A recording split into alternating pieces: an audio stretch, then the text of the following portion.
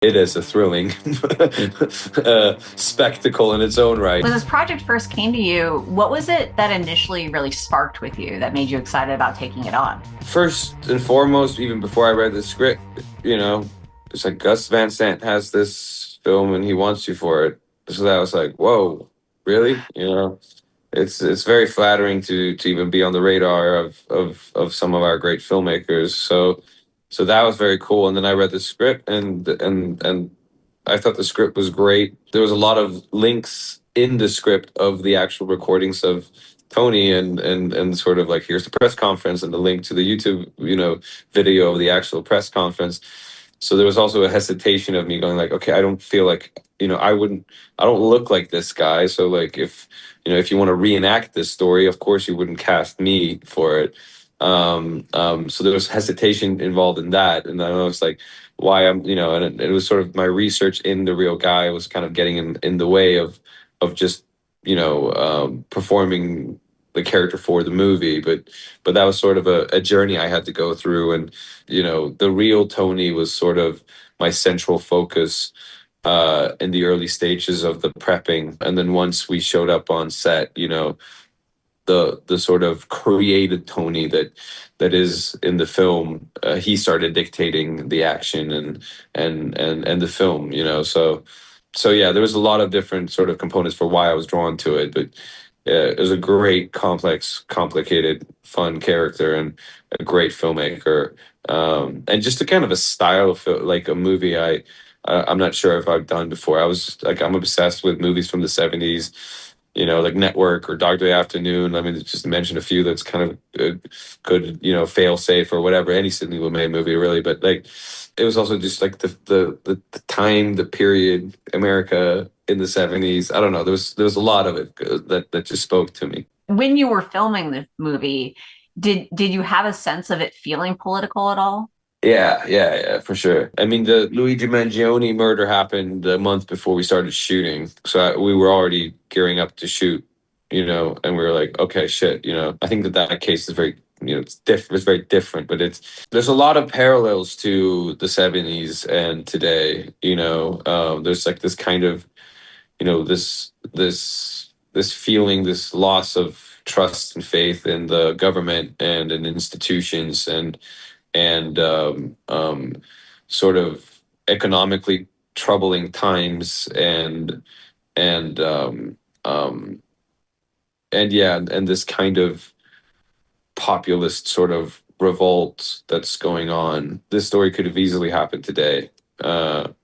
So I don't think it's a good thing that that those parallels are there, but they are, and the problems are real. So I think that, you know, I don't think that this movie is like trying to make like a political statement. I don't think great movies try to make statements in that way, really. But like, it's a comment on society, that's for sure, and ostracized people and people that that do feel like a system is rigged against them sometimes, you know, do violent things. They're cornered and they act violently.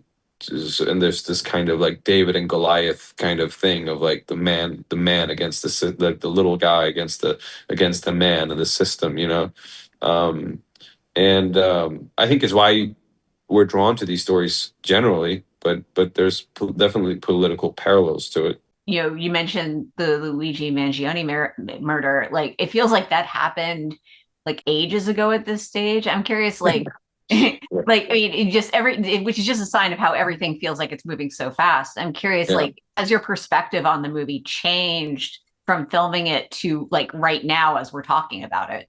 Yeah, I remember there was kind of a discourse when that happened of like, okay, now civil war is around, like that people sort of predicted that these things would start happening now and like copycats and like now everybody would go after, mortgage brokers or health insurance companies or whatever it is. And that didn't happen. So I remember like, yes, the media cycle is just changing so rapidly that like you know every single week there's a new sort of doomsday narrative of like this has happened, you know what I mean, and then next week it just pivots into something else. So in that sense, yeah, it was like, but it's not like, we've also had, assassinations in America and political assassinations, like Charlie Kirk thing. I mean, it's just, we're not through it, whatever we're going through, we're still going through it, and uh, I think it's getting increasingly harder to predict where it's going. It feels like it's changing a lot, but the story works without the political, connotations to it. It's just like the the sort of Chekhov gun loaded and wired to a protagonist's neck and to the other protagonist's neck. I mean, it is a thrilling spectacle in its own right, but certainly there are the political parallels, and I don't know. I mean, I think it could be like it would sort of like be interesting to like you have people to go see the film and then like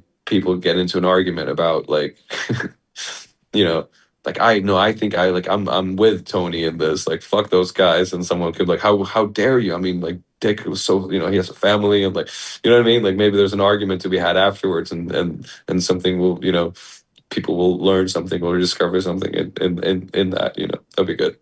How do you feel this movie ultimately reflects on the concept of the little guy versus the machine? I just think it's there. I think that's what the story is like someone that feels like they've never had a platform.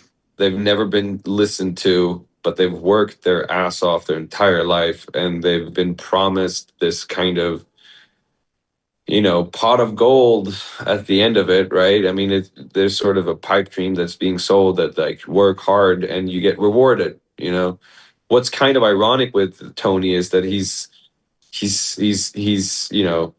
not like a leftist or anything. He's kind of a capitalist in his own right, and I think he sort of, I mean, I think he just feels like he deserves what Al Pacino's characters have. It's like, no, I have worked hard and I'm smart and I've invested, and this thing that I was building was going to explode and you guys took it all from me. That's how he feels.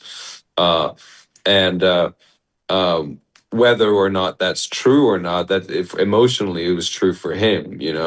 And of course, the fact that, even the fact that you have mortgage brokers and these kind of shady loaners and like, that it's a very perilous system for someone that is not college educated or comes from money, to try to build something. There's a lot of traps that you can fall into where you feel like this sort of American dream was sold to me, but it was fake, and there's a whole system here that's kind of rigged to people staying in their in the classes that they're born into. You know what I mean?